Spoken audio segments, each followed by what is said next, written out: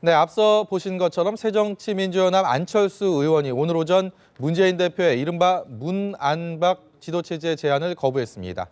그러면서 조기 전당대회를 열어서 지도부를 새로 꾸리자고 역제안했는데요. 그 밖에 한 주간 정치권 이슈, 황장수 미래경영연구소장, 강훈식 동국대 겸임교수, 배종찬 리서치앤리서치 본부장 모시고 분석해보겠습니다. 어서 오십시오.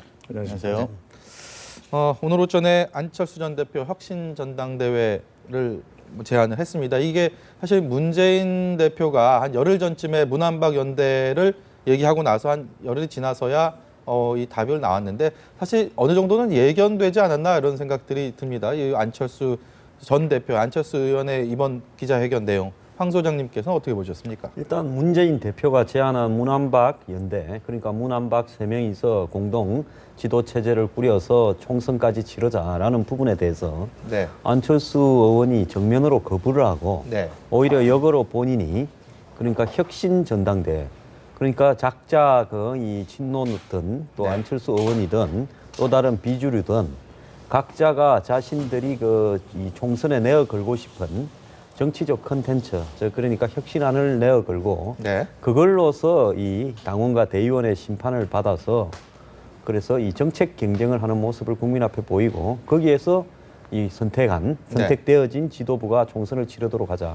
이런 부분이거든요. 그래서 이 부분은 액면 그대로는 문재인 대표가 받을 수가 없는 부분이겠죠. 네. 그렇기 때문에 안철수 의원은 문재인 대표 거부를 그냥 했다 그러면 본인이 대안이 없이 일방적으로 이 거부한 것처럼 비춰질 거니까 혁신 전당대회를 역제안해서 아마 문재인 대표에 대한 거부와 동시에 본인이 혁신의 가치를 계속 주장하고 있다. 예. 이런 차별화를 시키려고 하는 것 같습니다. 문재인 대표 입장에서는 일단 그 혁신 전당대회라는 게 새로, 그러니까 뭐 일방적으로 퇴진하라라는 얘기는 아니지만 안철수 의원이든 문재인 대표든 간에 다 올려놓고 다시 전당대회를 통해서 앞으로 그 야당을 이끌어갈 뭐 지도부를 선출하자 뭐 이런 개념 아니겠습니까? 그렇다 해도 문재인 대표는 받기 어려울 거다라고 황 소장님께서 말씀하셨는데 강 교수님 어떻게 보십니까? 사실은 두 가지를 다 봐야 될 것 같습니다. 한 가지는 어쨌든 문재인 대표 리더십은 위기가 온 것은 확실합니다.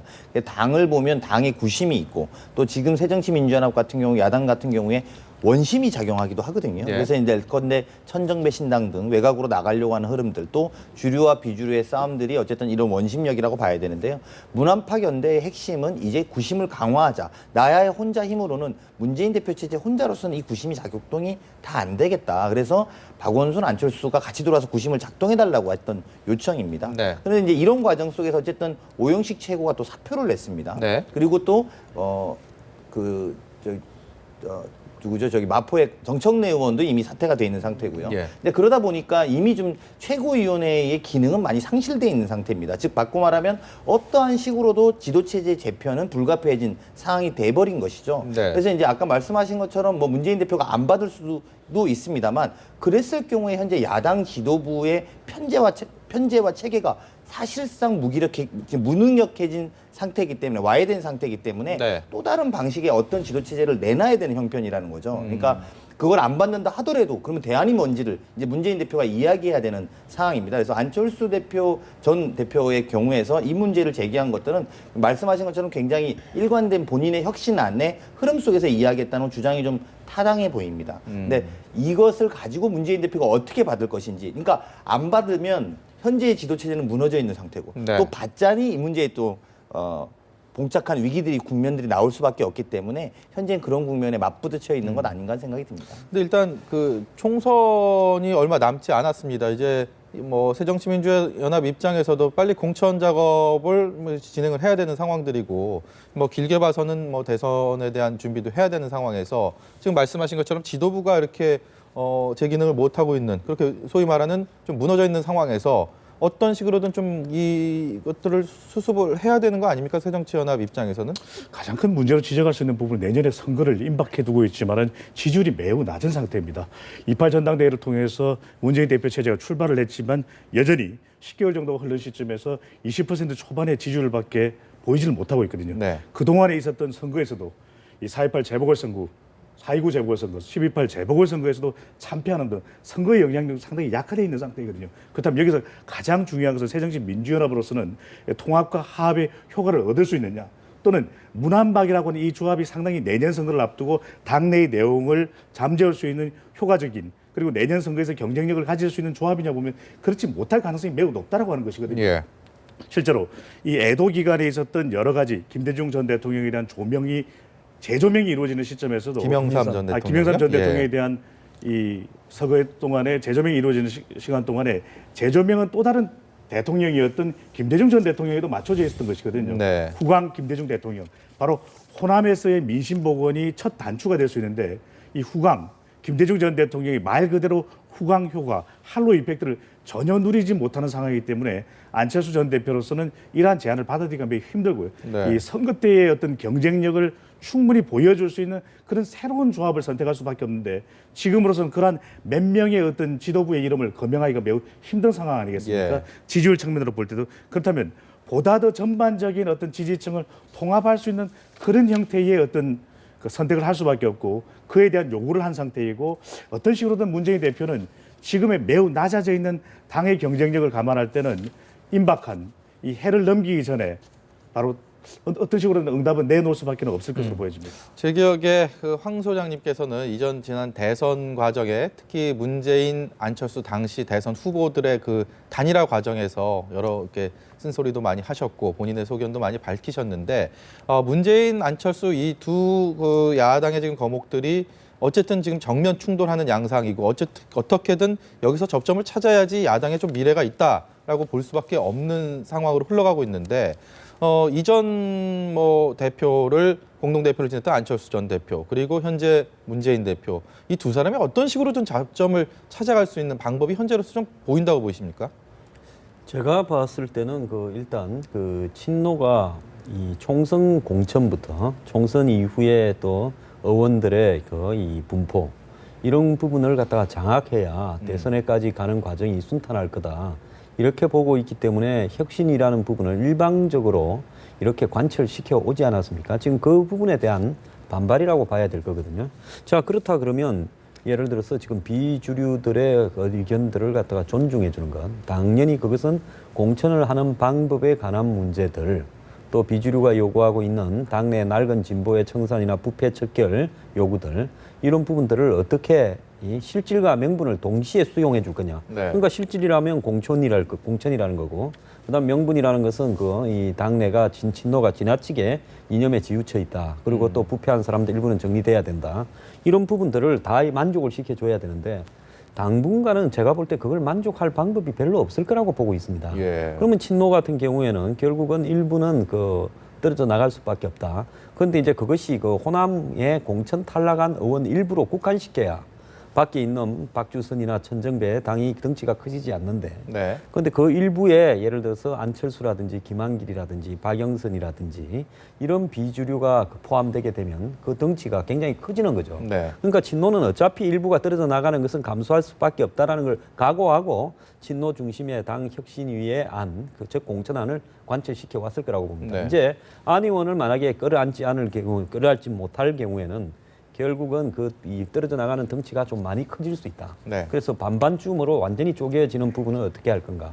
이런 어떤 고민이기 때문에 제가 봤을 때는 당분간 서로가 쌍방의 의견을 갖다가 존중하기보다는 계속 서로 역제안들을 땡지면서 시간을 끌면서, 문재인 대표 입장에서 보면 1월 달 중순 정도까지 시간을 끌게 되면 실질적으로 밖에 나가서 뭘 꾸리기가 어려울 거다. 네. 이렇기 때문에 12월 한 달이 매우 중요하다. 그래서 당분간 시간을 없애는 쪽으로 치중하면서 역제안을 해가는 것이지 극적인 진전이 있을 거라고는 보지 않습니다. 그렇게 되면 이제 내부적인 싸움에서는 누가든지 간에 뭐 승기를 잡을 수가 있겠지만, 길게 봐서 4월 총선에서 야당이 승기를 잡을 가능성은 점점 떨어지는 거 아닌가, 이런 생각들도 드는데요. 지금 당 안팎에서 야 성향을 가진 어떤 정치평론가나 논객들도 야당이 좀 6대4 이상으로 질 가능성이 있다, 이렇게 지금 다 전망을 하고 있죠. 네. 그럼에도 불구하고 이렇게 하는 부분은 궁극적으로 총선에는 좀 지더라도 대선 결과는 1년 뒤에 바로 있지 않습니까? 총선 네. 뒤에. 총선 결과는 별개일 수 있다라는 부분의 어떤 이 확신들이 좀 있는 것 같아요. 네. 그렇기 때문에 어쨌든 총선에서 당의 주도권을 놓치지 않고 가는 것이 더 중요하지 총선에서 얼마나 더 이기는가 이런 부분은 솔직히 별 관심사가 없지 않은가 하는 생각도 듭니다. 미리 시작도 안 한 게임을 벌써 이제 좀 접고 간다라는 뉘앙스로 말씀하셨는데 어떻게 강 교수님은 어떻게 보십니까? 좀 저는 이제 진단은 좀 다른데요. 사실 야당이 지금 필요한 거는 어쨌든 결단하고 희생하고 또 감동을 주는 겁니다. 근데 이게 지금 자꾸만 어떤 정치 공학적인 문제들만 남아 있는 거죠. 그러니까 즉 아까 말씀드린 것처럼 문재인 대표 리더십에 어떤 상처가 난 건 사실이거든요. 네. 그래서 당들을 끌어나가기 어려우니까 사실은 대선 주자 1, 2, 3위 야당 내에 1, 2, 3위가 힘을 합쳐서 또 끌고 가보자는 굉장히 단순한 수치입니다.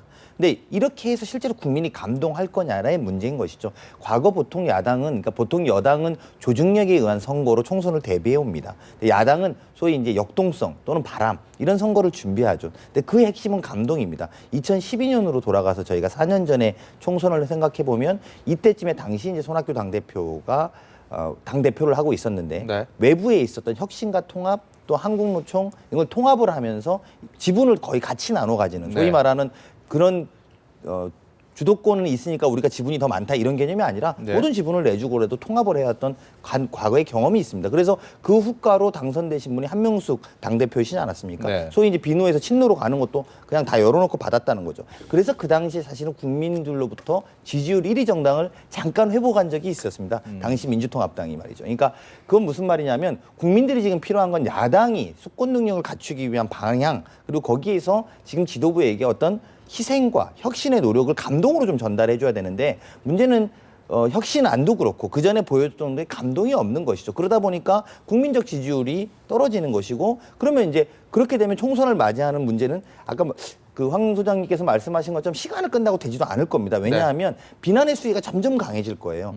국회의원들은 본인의 다음번 선거 문제로 다가오기 때문에 이 문제가 계속 시간을 끈다고 되는 문제가 아니라 궁극적으로 지지율로 바꿀 수 있는 리더십을 지금 원하는 것 아닌가 이런 네. 생각이 듭니다.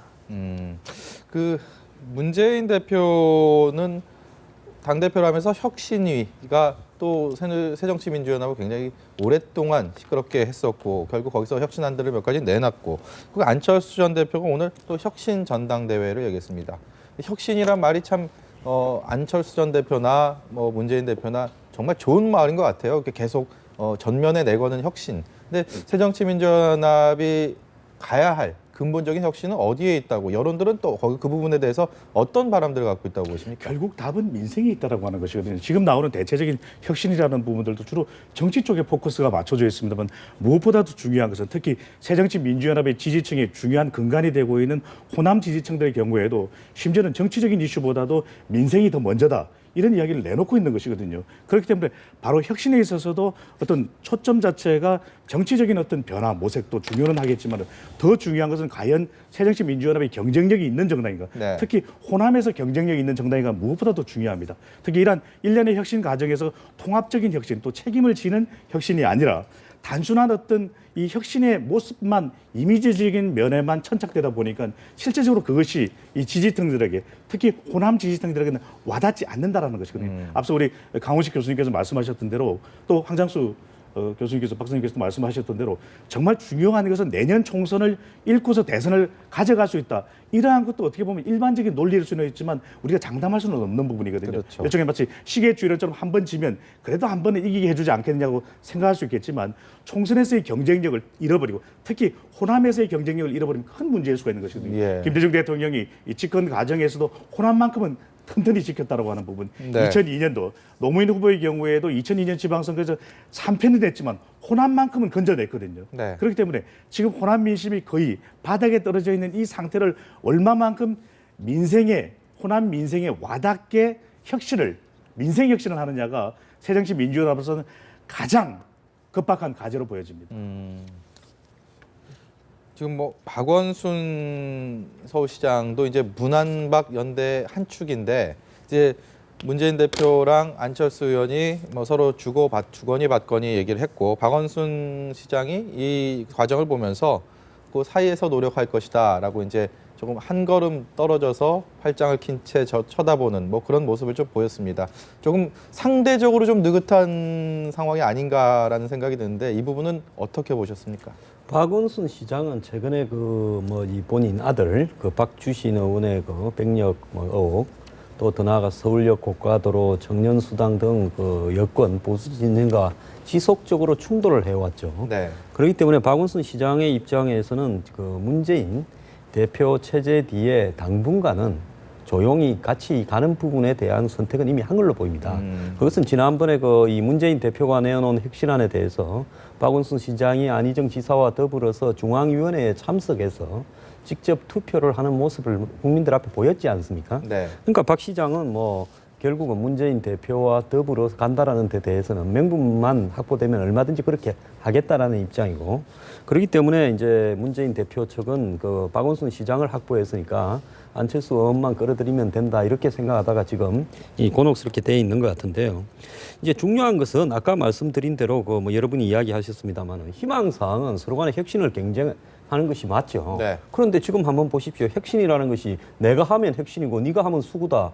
지금 그 이야기 아닙니까? 문재인, 네. 안철수 전부 다가 하는 게요. 네. 그런데 그 본질은 또 무슨 좋은 이야기를 하든지 간에 세월이 많을 때 좋은 이야기 좀 하고 결정하자고 하지 지금 뭔 이야기를 하든지 간에 결국은 공천권을 갖다가 이렇게 친노가 일방적으로 밀고 가는 것을 좌시하지 않겠다라는 문제가 그 배경에 있는 거죠. 예. 그렇기 때문에 결국은 그 제가 아까 시간을 끄는 부분이라는 것은 지금 여야 이 지도부나 대표가 선거구 획정을 시간을 끌면서 이 끄는 부분도 서로 간의 묵시적 공조가 저는 있다고 봅니다. 네. 왜냐하면 그런 부분들이 결국은 여당이든 야당이든 당 밖에서 어떤 새로운 정치 세력이 생기는 부분들을 갖다가 이 상당히 시간을 끌어버리면서 새로운 정치 세력이 대응할 수 있는 시간이 물리적으로 이 총선 날짜, 공천 날짜부터 역산하면 1월이 지나고 가면 거의 어려울 거라고 그렇게 네. 예, 보입니다. 그런 부분이 분명히 있는 거고요. 2012년에 아까 우리 강 교수님이 이야기하셨습니다만은 결국 바깥에 온 사람들하고의 통합의 결과가 뭔가 하면 내용이 당도 내어주고 공천도 내어주고 대선 후보도 내어주고 안철수 의원은 양보하고도 하나도 챙기지도 못했고 네. 그리고 다 져버렸다. 지금 그 부분에 대해서 야권의 비주류는 명확하게 일종의 시행착오를 한 그 트라우마가 있는 거죠. 예. 그렇기 때문에 이번 같은 경우에는 서로 버틸 만큼 버티다가 본인의 의견들이 관철되지 않으면 결국 분산될 수도 있는데요. 분열될 수도. 분열이 꼭 저희가 나쁘다고 보지는 않는 것은 결국은 야권은 어떤 행태로든 대선에 하나가 된다는 것은 뭐 이 서로가 너무 잘 알고 있습니다. 네. 그렇기 때문에 결국은 대선 전까지 주도권을 정통성을 누가 쥐고 가느냐가 총선의 결과에 따라서 조금이라도 이기면 그쪽이 이 주도권을 쥐고 있다 이렇게 이야기할 수 있기 때문에 그 야권의 분열 문제를 이전처럼 그런 어떤 시각에서 바라봐서는 안 될 거다 이렇게 보고 있습니다. 반드시 뭐 비판. 박원순 시장의 경우에는 이 총선에 적극적으로 나서기가 힘들다는 것이 하나의 제한적인 그런 상황을 볼 수 없고 볼 수 있는 것이고요. 또 총선에 나설 경우에 이 총선은 말 그대로 새로운 국회의원을 뽑는 데 초점이 맞춰져야 되고 야당의 입장에서는 박근혜 정부에 대한 어떤 평가 쪽에 이 초점이 맞춰질 수 있는 부분이거든요. 그럼에도 불구하고 대선 거물급 정치인이라고 할 수 있는 박원순 시장이 조기에 등장할 경우에 대선과 관련해서 또 여당의 상당한 견제가 이루어질 수 있다고 하는 부분이거든요. 네. 그럴 경우에 자기 대선 후보로서도 상당히 부담을 가질 수밖에 없다. 본인 스스로. 그렇다면 총선이라고 하는 국면에 현직 서울시장이기 때문에 제한적인 선거활동은 직접적인 선거활동을 할 수밖에 없기 때문에 간접적인 정책적 선거 지원밖에 되지 않는다는 점과 그와 반면에 그에 반해서 이 대선 후보로서 대권과 관련해서는 상당히 이 새누리당으로부터 조기에 견제를 받을 수 있다는 측면에서도 이 문한박 연대가 된다고 했을 때 노리는 것이 내년 총선의 경쟁력이라면 상당히 제한적일 수밖에 없다. 그렇기 때문에 실제 이것을 야당에서 활용할 수 있는 공간, 여지 자체는 좁을 것으로 보여집니다. 네. 이제 문안파 연대에 나와서 오늘 박원순 시장이 말한 거 해석은 간단하게 할 수 있을 것 같습니다. 그러니까 문안파 연대에서 자 문재인은 제안했고 안철수는 거부했는데 박원순 시장 입장이 뭐냐 이랬을 때 이제 절박한 논의가 필요하다는 거거든요. 즉 바꿔 말하면 문박 연대로만은 가지 않겠다는 겁니다. 그러니까 문박 연대로만 그럼 갈 수 있는 건 아니냐라고 다음 해석이 그렇게 가능한 거거든요. 근데 네. 그거는 없다라고 본 것이고 아까 말씀하신 것처럼 어쨌든 현역 시장이기 때문에 본인의 활동 범위가 여러 가지로 묶일 수밖에 없습니다. 그렇기 예. 때문에 바꿔 말하면 오늘부로 그 문안파 연대는 사실상의 이제 무효가 된 거라고 봐야 되는 것 같고요. 네. 총선 국면에서 사실은 이제 여당 지지층들은 야당이 분열할 거라고 그러고 야당 지지층은 여당이 분열할 거라고 늘 말합니다만 결국 굉장히 구도 문제 때문에 그럴 거라고 보여집니다. 야당이 분열하면 여당이 유리할 거고 여당이 분열하면 야당이 유리할 거니까 그럴 거라고 보여지는데 예. 사실은 이제 새정치민주연합 주변에 오늘 이제 안철수 의원이 이야기했던 그 두 번째 제안, 첫 번째 제안이 어쨌든 혁신 전당대회고 두 번째 제안은 뭐 표현은 그렇게 했습니다. 통합적 국민 저항 체제 이렇게 표현했거든요. 네. 근데 이게 이제 통진당 이후에 새정치민주연합이 어쨌든 연대했던 과거에 야권 연대를 했던 것에 대한 책임져야 될 부분이 좀 있거든요. 이제 아무래도 그런 것 때문에 말하기 어려워했던 표현, 야권 연대에 대한 표현을 두 번째 제안. 통합적 국민 저항 체제를 구축해야 될 때다. 그러니까 이른바 빅텐트론이랑 비슷한 개념으로 보면 됩니까? 그렇습니다. 그러니까 이제 빅텐트로는 사실 앞부분에 통합적 혁신 전당대회라고 보는 게 맞고요. 빅텐트는 한 텐트 안에 들어와서 전당대회를 치르자는 거기 때문에 네. 이제 그건 그렇게 봐야 되는데 오히려 뒤쪽에 이제 저도 물론 그 진위는 좀 더 확인해 봐야 되겠습니다만 안철수 의원의 이야기는 어쨌든 야권 연대를 사실 수면 위에 다시 올려놓은 것이다. 그래서 그 부분에 물론 지금 정의당이나 이런 부분이 들어가 있는 건 아닌 걸로 보여집니다. 그렇지만 거기까지 포괄하는 그러니까 천정배 의원의 신당부터 정의당 등까지 다 포함하는 통합적 국민 저항 체제라는 것이 새로운 야권 연대의 상을 제시하던 건 아닌가라는 해석이 됩니다. 뭐 야권의 이런 분주한 움직임, 뭐 여러 가지 전망들을 해주셨는데 조금 더 시간을 두고 지켜봐야 된다라는 쪽으로 결론이 났습니다. 좀 지켜봐야겠죠. 그리고 저희가 화제를 좀 돌려볼 텐데요. 지금 제가 드리는 질문은 일단 황 소장님과 배 본부장님께 질문을 드리고 마지막으로 강 교수님께 의견을 여쭤보겠습니다. 김영삼 전 대통령 이제 국가장으로 서거 이후에 이제 장례가 끝났습니다. 이런 조문 기간에 이른바 정치적 아들을 자임한 특히 뭐 새누리당 김무성 대표, 서청원 전 대표 최고위원이 뭐 빈소를 내내 지켰고 특히 야당에서 지금은 정계 은퇴를 선언했지만 손학규 전 상임 고문이 5일 내내 그 상주 역할을 했습니다. 야권 인사로서는 유일했는데 이것을 두고 당연히 뭐 상도동계의 큰 뭐 인물이기 때문에 손학규 전 고문의 그 자리에 있는 거에 대해서 뭐 의구심을 두진 않은 경우들도 많이 있었지만 더 나아가서 정계 은퇴를 번복하는 거 아니냐라는 시선도 분명히 존재하는 것 같습니다. 두 분께서는 어떻게 보셨는지 먼저 황 소장님께서 말씀을 해주시죠. 뭐 이제 정치적 아들, 뭐 대정치적 대부 이런 이야기들이 많이 와갔고 또 정치적 재평가, 과거에 YS대에서는 뭐 10%대의 평가였는데 이번에 50%가 넘었다. 이런 부분이 있는데요. 저는 그런 어떤 부분들 냄비처럼 끌어올랐다가 또 금방 식는 대한민국의 이런 여론 조성 현상들이 굉장히 문제가 있다고 봅니다. 언론들도 좀 문제가 많다고 봐요. 네. 예를 들어서 한 사람에 대한 평가는 그 사람이 지금 퇴임한 지가 언제입니까? 그분이 98년에 퇴임을 하셨는데 지금 17년이 지났는데 그 평가가 예를 들어서 17년 동안에 공과 가를 통해서 서서히 형성되어져야지 그분이 돌아가셨다고 또 그분의 상에 많은 사람들이 왔다고 평가가 급작스럽게 좋아졌다. 또 급작스럽게 또 뭐 잊혀졌다. 이런 어떤 부분들 자체도 잘못이고요. 네. 진짜 정치적 아들들이라면 네. 그분이 그렇게 낮은 평가를 받을 때 언론에 앞장서서 그분이 뭐 IMF라든지 또 그분의 뭐 어떤 자녀의 문제라든지 이런 부분들이 꼭 그렇게 한간에 알리진 것만큼 나쁜 것도 아니었고 그분이 했던 금융실명제라든지 하나의 척결이라든지 네. 이런 업적들도 굉장히 중요한 거였다. 그 사람이 아니면 할 수 없는 일이었다. 네. 이런 식으로 했어야지. 이제 상에서 예를 들어서 국민적 여론이 집중되니까 정치적 아들을 자처하는 것이 옳은가에 대해서는 저는 이런 현상들이 그 사회적 그 냄비 현상으로서 매우 바람직하지 못한 것일 수도 있다. 이런 네. 말씀을 드리고 싶고요. 네. 그다음에 손학규 전 그 이제 대표 같은 경우에는 사실상으로 정치적으로 이런 계기가 없으면 일단 정치의 이슈 메이커로서 역할이 사실상 상실되는 분이죠. 네. 본인이 뭐 지금 정치를 안 하겠다고 자체에서 기자회견을 하고 떠났고 또 전남 강진의 토담집에서 지금 네. 혼자 기가하고 있는. 황 소장님께서는 인터넷 전문은행 어떤 여러 가지 의미가 있을 텐데 어떻게 보셨습니까? 이번 그 정부의 발표에 대해서. 한국이 사실 금융 문제에 대해서 굉장히 낙후되어 있지 않습니까? OECD 국가 중에서도 가장 이 하청 수준에 있죠. 그런데 지금 인터넷 은행이라고 해서 그런 어떤 그 낙후된 금융 시스템을 개선시킨다, 뭐 창조 경제의 일환으로서 서두른 건가 이렇게 보이는데요. 네.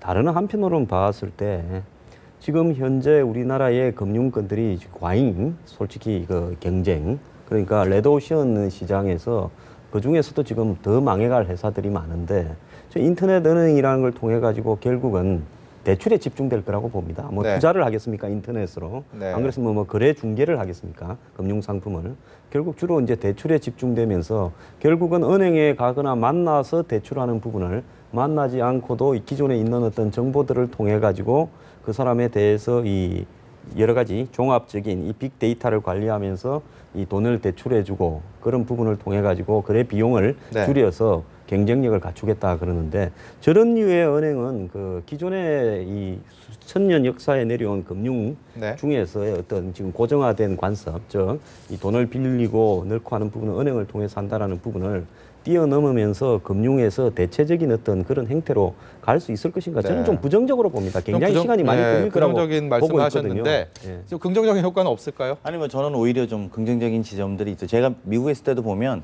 뭐 지역마다 은행들이 있습니다. 사실 우리나라는 은행이 그렇게 지역별로 할 수 있게 안 돼 있거든요. 그래서 23년 만에 은행업 신규 허가를 내준 것도 의미가 있습니다. 네. 그래서 그러다 보니까 다양한 소비자들을 위해서 은행들을 맞출 수 있는 게 되게 한계가 있었거든요. 근데 그럼에도 불구하고 지금 어떻습니까? 대한민국 인터넷에서 전자상거래나 구매가 어마어마하게 일어나고 있습니다. 그래서 네. 인터넷 베이스로 은행을 만든다는 거 두 가지 의미가 있습니다. 첫 번째는 어쨌든 23년 만에 처음 은행에 좀 다양화를 열었다는 거고요. 두 번째는 이걸 통해 갖고 어쨌든 인터넷 기반으로 하면 점포가 없기 때문에 유지비나 고정비용이 들어가지 않는 장점이 있습니다. 그러다 보니까 예금 금리는 높고 대출 금리는 낮고 이제 이럴 가능성이 높거든요. 네. 그러니까 그런 게 아마 또 장점이고 또 오늘 된 카카오 뭐 뱅크 같은 경우에는 어쨌든 국민 메신저를 기반으로 해서 진행을 할 가능성이 많고요. 그리고 네. KT도 마찬가지입니다. 휴대폰이라든지 아니면 같이 컨소시업에 들어와 있는 편의점 업체 이런 데를 통해서 이제 대출이나 아니면 예금을 하겠다는 거거든요. 네. 근데 이제 문제는 소비 구조가 달라졌기 때문에 과거랑은 다르게 이제 어쨌든 인터넷에서 많은 실제로 지금 오프라인보다 이제 전자상거래로 일어나는 분이 더 많거든요. 적절한 때에 네. 생겨야 되는 인터넷 은행이 아닌가 생각이 듭니다. 금융계획이 박근혜 대통령의 공약이기 때문에 향후 어떤 모습을 갖추어 나가느냐에 따라서 대통령의 지지율에도 영향을 줄 수 있는 네. 부분이거든요.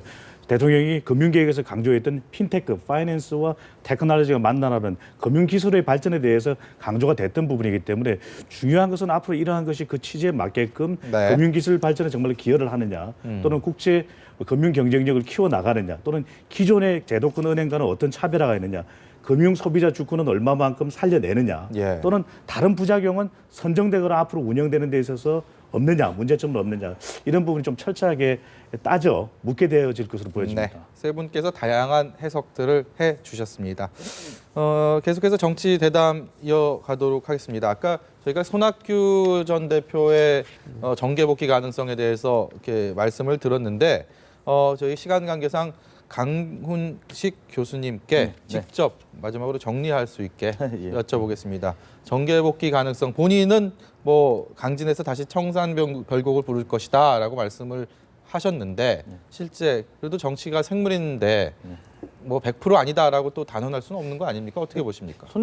손학규 전 대표의 기준으로만 놓고 보면 정계 복귀를 안 하는 게 맞는 거죠. 지금 상황이 야당이 어렵다고 해도 본인이 지금 궁극적으로 나올 타이밍이 아니다. 그러니까 적어도 모르겠습니다. 그 뒤에 앞으로 있을 일은 모르겠습니다만 총선 국면까지 전 전혀 그럴 이유가 없을 거라고 최근에 보여지고. 전화 통화 안 해보셨습니까? 아닙니다. 안 해봤습니다. 네. 근데 전혀 본인 입장에서 그럴 필요가 없을 거라고 보여지고요. 그리고 이번에 어쨌든 YS를 통해서 아까 이제 우리 황 소장님도 그런 걸 지적했었습니다만 YS를 통해서 현재 정치가 힘과 세로만 하는 정치에서 약간 정치의 미학을 좀 복구했던 과거에 소위 말하는 여의도에 지금 정치가 없다는 표현들을 굉장히 네. 많이 하시거든요. 힘의 대결만 있고 패권의 대결만 있고 이런 부분에서 보면 아마 그래서 YS 때를 또 기리고 또 네. 그러다 보니까 지금 있는 현역 하시는 특히 새누리당의 현역 지도부들이 예컨대 뭐 김무성 대표, 서청원 최고, 이인재 최고, 김태호 최고까지 네. 사실은 소위 다 YS 키즈라고 하는 분들 아니겠습니까?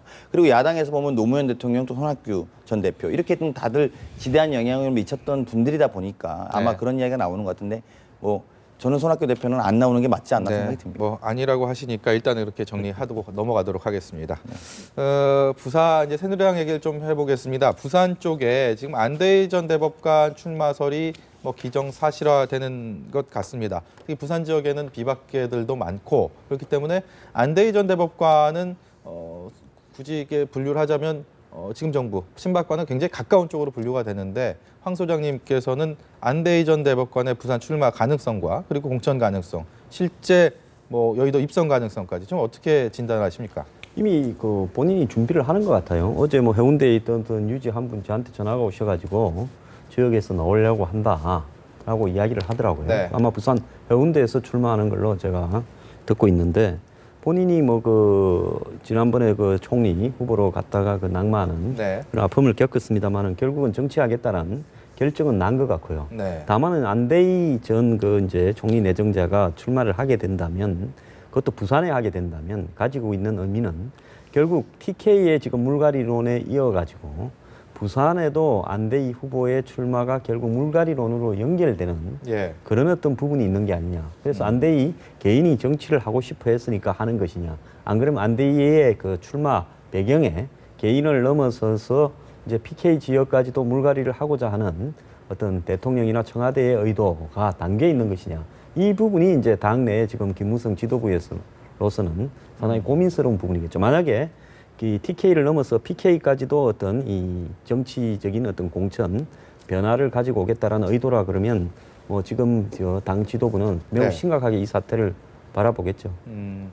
내전 대법관이 부산에 출마할 경우에는 부산 출신이기도 하고 상당히 또 총리 지명을 받으면서 지명도가 높아진 점도 있고 또 어떻게 보면 개혁적인 성향을 좀 이 법조 이 분야에서 가지고 있는 것 아니냐 이렇게 비춰질 수도 있거든요. 상당히 또 영향 있는 인물로 평가받을 수는 있습니다. 네. 그럼에도 불구하고 공천이라는 것은 당에서 그 사람을 공천할 때는 명분이 있어야 되고 유권자들의 납득이 있어야 되는 것이거든요. 네. 무엇보다도 이 PK 지역은 공천만 받으면 당선 가능성이 높다는 그런 지역임에도 불구하고 또 여러 해 동안 또 여러 기간 동안 이 현직 국회의원들이 표밭을 관리를 해왔지 않습니까? 네. 어떻게 보면 좀 이러한 어떤 표밭 자체가 덜 단단한 곳에 출마를 시도해 볼 수는 있겠지만 그런 지역일지라도 분명히 당에서는 왜 이 사람을 공천하는지에 대한 명분이 있어야 되고 그 부분에 대해서 충분히 좀 유권자들을 납득시켜야만 그래야만 저는 이 논란이 덜 할 수 있지 않겠나. 자칫 내년 선거에서 이 부산 PK 지역이 그래도 어떤 결집력 면에서는 이 TK 지역에 비하면 새누리당에 대한 결집력이 좀 적은 편이거든요. 덜한 네. 편이거든요. 네. 그러면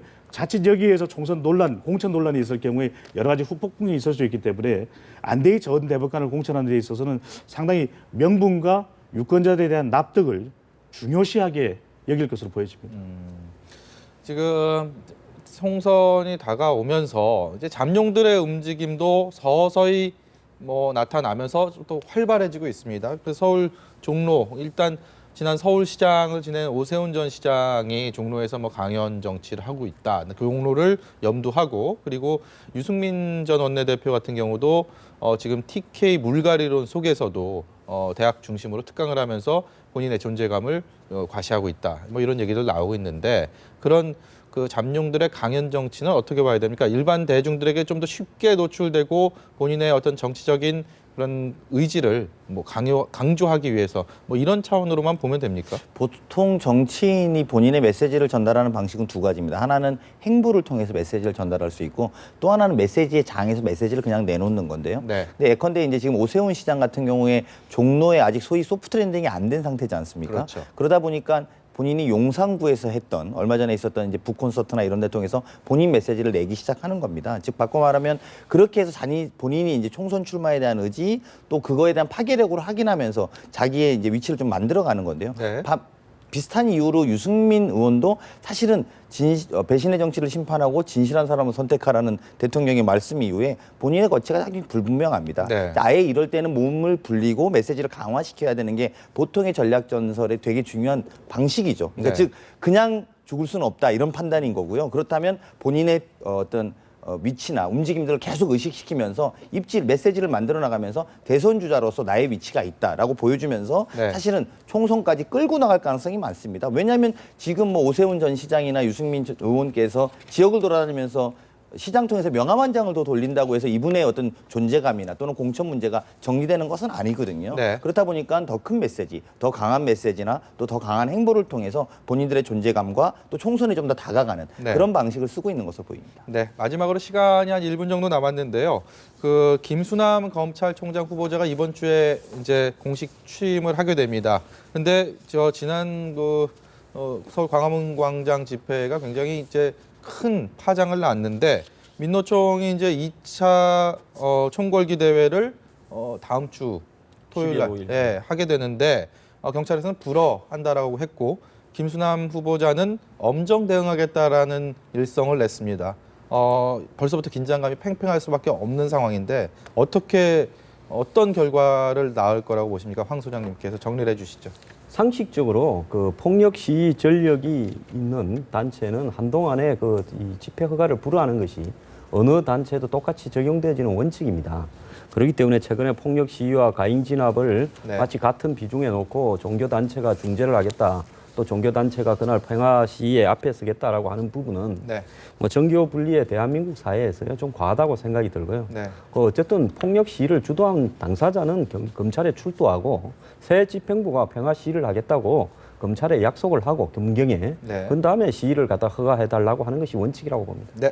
세 분 말씀 여기까지 듣겠습니다. 지금까지 황장수 미래경영연구소장, 강훈식 동국대 겸임교수, 배종찬 리서치앤리서치 본부장이었습니다. 고맙습니다.